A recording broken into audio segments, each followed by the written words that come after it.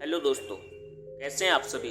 उम्मीद करता हूँ आप सब अच्छे होंगे। आज आपके लिए लेकर आया हूँ एक बेहतरीन सी कहानी, जिसे सुनने के बाद आप चिंता करना छोड़ दें। अगर कहानी आपको अच्छी लगे तो प्लीज़ वीडियो को लाइक और चैनल को सब्सक्राइब जरूर करें। हिमालय के तराई क्षेत्र में एक राज्य था जिसका नाम कुप्तावती था। महाकपिन उस राज्य के राजा थे। राजा की एक पत्नी थी, उनका नाम अनुजा था, जो देखने में बहुत ही सुंदर थी और समझदार भी थी। वह राजा के हर पुण्य के काम में हाथ बटाती थी, लेकिन राजा खुश नहीं था। उसे लगता था कि एक राजा के रहते हुए उसे कुछ ऐसे फैसले लेने पड़ते हैं जो उससे पाप करवाते हैं। वह हमेशा सुख की खोज में लगा रहता था ताकि उसके पाप कम हो सके। उसने कई तरह के अनुष्ठान करवाए, लोगों को दान भी दिया, लेकिन उसका मन हमेशा व्यथित ही रहता था। एक दिन उस राज्य में उसकी बस्ती से एक व्यापारी मंडल व्यापार करने के लिए आता है। यह व्यापारी मंडल बुद्ध का उपासक था। वह बुद्ध की कही हुई बातों को अपने जीवन में उतारता था। वह बुद्ध की कही हुई बातों को भी वहाँ के लोगों को बताया करते थे। लेकिन जब राजा को इस बारे में पता चला कि व्यापारी भी किसी बड़े ज्ञानी की तरह लोगों को ज्ञान दे रहे हैं, तो राजा ने उस व्यापारी मंडल को दरबार में बुला लिया और उनसे कहते हैं, मैं आपसे आपके राज्य श्रीवस्ती, वहाँ के राजा और देश धर्म के बारे में जानना चाहता हूँ। आप किसके अनुयायी हैं? तब वह व्यापारी कहते हैं कि राजन, श्रीवस्ती में सम्यक बुद्ध प्रकट हुए हैं। उनके ज्ञान से चारों दिशाएं प्रकाशित हुई हैं। जो भी उनके पास जाता है उसे अपने सभी प्रश्नों के उत्तर मिल जाते हैं। हम जो कुछ भी यहाँ बता रहे हैं वह सभी बातें बुद्ध की कही हुई हैं। बुद्ध का एक संघ है। बुद्ध के द्वार सभी के लिए खुले हुए हैं। जो भी स्वयं को जानना चाहता है, सत्य को पहचानना चाहता है, वह उनके संग में शामिल हो सकता है। उन्होंने हम जैसे सांसारिक सुखों का रास्ता दिखाया है। उन्होंने हमें वह दृष्टि प्रदान की है जिससे हम अपने सुख को पहचान सकते हैं। यह सुन वह राजा कहता है कि क्या बुद्ध सुख दे सकते हैं? वह व्यापारी कहता है कि बुद्ध कहते हैं कि मनुष्य का सुख उसके साथ ही है। राजा कहता है कि मैं बुद्ध से मिलना चाहता हूँ। उनके बारे में सुनकर मेरे भीतर उनसे मिलने की उत्सुकता जाग गई है। उसके बाद राजा उन व्यापारी मंडल को धन्यवाद देकर उन्हें 1 लाख रुपए का इनाम भी देता है।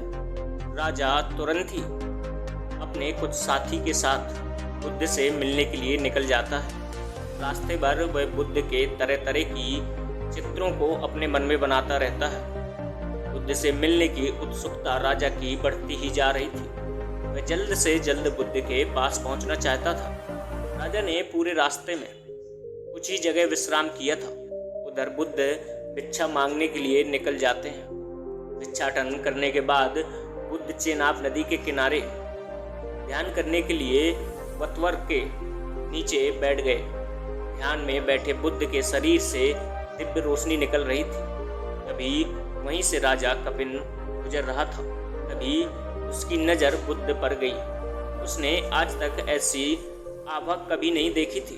वह उन्हें देख वहीं रुक गया और बुद्ध के पास जाने लगा। राजा वहां जाकर बुद्ध को प्रणाम कर उनसे कहते हैं, मैंने आज तक आप जैसा व्यक्ति नहीं देखा। आपको देखकर लग रहा है जैसे कि आसपास सुख की वर्षा हो रही हो, जैसे ना कोई चिंता हो ना ही कोई दुख हो, बस आनंद ही आनंद हो। आपका स्वरूप बिल्कुल वैसा लग रहा है जैसे उन व्यापारियों ने बताया था। कहीं आप बुद्ध तो नहीं है? यह सुन बुद्ध मुस्कुराने लगते हैं और राजा से कहते हैं कि हाँ, लोग मुझे ही बुद्ध कहते हैं।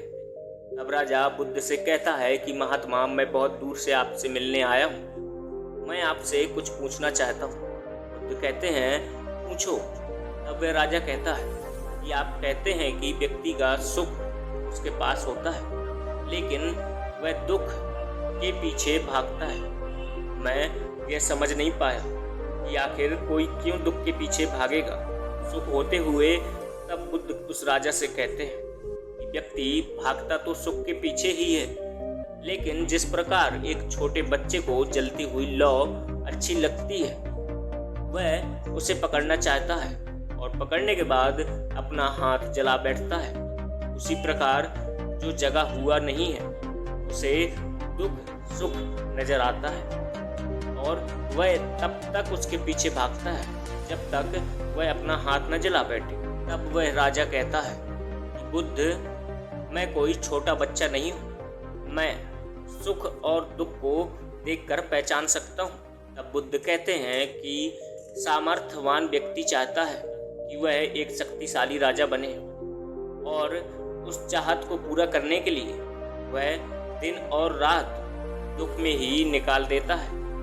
वह हर समय केवल यही सोचता है कि कैसे वह राजा के पद तक पहुंच सके। वहां पहुंचने में उसे अपना सुख नजर आता है, लेकिन वह उस सुख को नहीं देख पाता जो उसे मिला हुआ है। वह यह नहीं देखता कि वह स्वस्थ है और सामर्थ्यवान भी है, क्योंकि वह तो अपना सुख उसमें ढूंढ रहा है जो उसके पास है ही नहीं। जो व्यक्ति राजा है तो उसका सुख यह है कि उसको मौका मिला है कि वह एक बहुत बड़े समुदाय का जो उसकी प्रजा है उसका वो एक साथ ध्यान रख सकता है, उनकी सेवा कर सकता है, उनके आंसू पोंछ सकता है, उनके चेहरे पर खुशियाँ ला सकता है। लेकिन राजा और बड़ा राजा होना चाहता है, सम्राट होना चाहता है, दूसरे राज्य को जीतना चाहता है जो उसे मिला है। उसका उस पर ध्यान नहीं है, बल्कि जो नहीं है उसके पीछे भाग रहा है और यही उसके दुख का कारण होता है। बुद्ध राजा कपिन से कहते हैं कि राजन, तुम भी तो सुख के पीछे भाग रहे हो। सुख के पीछे भागना ही तो तुम्हारे दुख का कारण है। तुम अपने सुख को देख नहीं पा रहे हो। राजा के यह सुन अंतर नेत्र खुल गए, उसकी सारी शंकाएं दूर हो गईं। वह तुरंत बुद्ध के चरणों में गिर गया और उनसे बुद्ध से प्रवज्ञा के लिए प्रार्थना की। बुद्ध ने राजा को उठाया और उसे प्रवज्ञा की अनुमति दे दी। राजा प्रवज्जित हो गया, उसके साथ उसके अनुचर भी प्रवज्जित हो गए। उधर महल में जब यह बात अनुजा को पता चली कि राजा कपिन अपने अनुचर के साथ श्रावस्ती के लिए प्रस्थान कर चुके हैं, वह भी तुरंत अपनी दासियों के साथ निकल जाती है। वह भी बुद्ध के दर्शन हेतु बेहद उत्सुक होती थी। वह भी चेनाब नदी के तट पर पहुंचती हैं और बुद्ध के भव्य रूप को देखकर वह भी उनसे प्रवज्जित होने के लिए अनुग्रह करती हैं। बुद्ध ने उपल से कहा कि वह उन्हें प्रवज्जित करें। सभी दासियों सहित रानी भी प्रवज्जित हो गईं। राजा को ध्यान साधना में आनंद आने लगा था। राजा ने गहन साधना की। जब वह अनंत को प्राप्त होने लगा तब वह अक्सर यह शब्द कह देता है, मेरे सुख आहो सुख। अरे सुख। जब भी कोई उसे यह कहते सुनता तब सभी यही कहते कि महाकपिन अपने पुराने काम भोगों के सुखों को याद कर ऐसा बोलता है। कि कुछ भिक्षुओं ने यह बात जाकर बुद्ध को बताई। तब बुद्ध ने महाकपिन को बुलाया और उससे पूछा कि क्या तुम अपने पूर्व के राज सुखों को याद कर ऐसा बोलते हो? तब महाकपिन कहते हैं कि हाँ, आप तो मेरे दिल की हर बात जानते हैं। आप ये भी जानते हैं कि मैं ऐसा क्यों कर रहा हूँ। तब बुद्ध ने अन्य भिक्षुओं को संबोधित करते हुए कहा कि मेरा पुत्र अपने पुराने राग सुखों को याद करके ऐसा नहीं बोलता है, बल्कि उसके भीतर जो धर्म के रस का उदय हुआ है उसके आधार पर वह अपने सुख को देखकर कहता है। हम सभी लोग जन्म होने से लेकर जो दौड़ना शुरू करते हैं वह हमारी दौड़ जारी रहती है, वह कभी नहीं रुकती। हम केवल आगे देखते हैं, अपने आसपास देखते ही नहीं हैं। यह देखते ही नहीं है कि हमें मिला क्या है, हमारे पास क्या नहीं है। जो नहीं है उसको पाने की इच्छा को रखना गलत नहीं है, लेकिन जो मिला है उसे अनदेखा करना गलत है। और जैसे ही हम अपने वर्तमान से हटकर भविष्य की दौड़ लगाते हैं तो दौड़ लगाते रह जाते हैं, क्योंकि भविष्य हमेशा भविष्य में ही रहता है, वह कभी वर्तमान में नहीं आ सकता है। बुद्ध यह कभी नहीं कहते कि आप अपने भविष्य के लिए तैयार मत होएं, उदास बैठे रहें, ऐसा बिल्कुल कदापि नहीं कहते। इतना चाहते हैं कि आप जो कुछ भी करें वर्तमान में करें, उसके बाद भविष्य तो आपका स्वयं ही बदल जाएगा। बुद्ध तो आपसे चाहते हैं कि आप जागृत हों, तभी आप सही फैसले ले पाएंगे, अपने किए हुए कार्य को महसूस कर सकेंगे। अभी तो आप अपने जीवन से निकलने वाले समय को महसूस नहीं करते और भविष्य की रचना कर लेते हैं, और उस भविष्य को पाने के लिए हम सब कुछ करते हैं, चाहे वह सही हो या गलत। बुद्ध चाहते हैं कि आप इतनी समझ पैदा करें कि आप सही और गलत को समझ सकें, यह समझ सकें कि वर्तमान को बनाने से भविष्य बनता है, भविष्य को बनाने से वर्तमान नहीं बनता। तो दोस्तों, ये थी आज की कहानी। कहानी अच्छी लगी है तो वीडियो को लाइक और चैनल को सब्सक्राइब करें और अपने दोस्तों के साथ इस वीडियो को साझा जरूर करें। धन्यवाद।